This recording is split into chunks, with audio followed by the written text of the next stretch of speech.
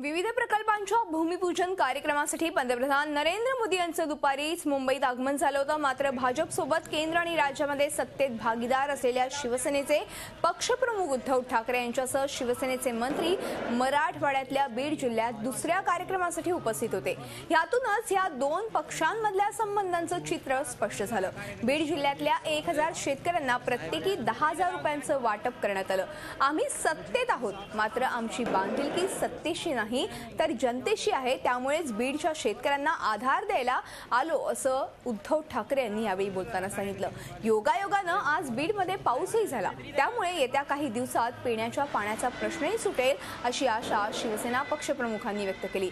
यावेळी राज्यात शिवसेनेचे मंत्री असणारे सुभाष देसाई, रामदास कदम, विजय शिवतारे, रवींद्र वायकर, दादा भुसे उपस्थित होते। येत्या काळात शिवसेना सामुदायिक लग्न सोहळे आयोजित करेल असंही यावेळी उद्धव ठाकरेंनी म्हटलंय। ही कामं जर शिवसैनिक करणार नसतील तर आणखी कोण करणार? बाकीचे पक्ष काय करतायत? रामदास भाई, तुम्ही पोटतिडकीने बोललात, ठीक आहे, मला ते जे काय चाललंय त्याच्याशी आज तरी मला काही बोलायचं नाहीये। मला माझा शेतकरी दिसतोय। आज जे सगळे टाव फोडतायत, शेतकऱ्यांचं कर्ज माफ झालंच पाहिजे, कर्ज माफ झालंच पाहिजे। माझं म्हणणं कर्ज माफ नाही, माफी ही गुन्हेगाराला देतात, हा गुन्हेगार नाहीये, याला कर्ज मुक्त केलं पाहिजे, ही शिवसेनेची मागणी 8-10 वर्षापूर्वी आपण केली होती। ज्यावेळेला या देशाचे पंतप्रधान येत आहेत, इतका मोठा कार्यक्रम तुम्ही निश्चित करताय, त्यावेळेला जर घटक पक्षांच्या प्रमुखांना अगोदर कल्पना दिली असती तर ह्या जे शेतकऱ्यांना आज वेळ दिलेली आहे उद्याची, ती वेळ कदाचित उद्योजून दिली नसती ना।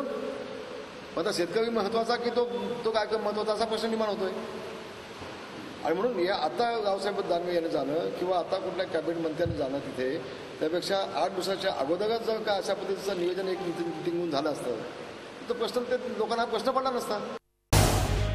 झी 24 तास रहा एक पाऊल पुढे।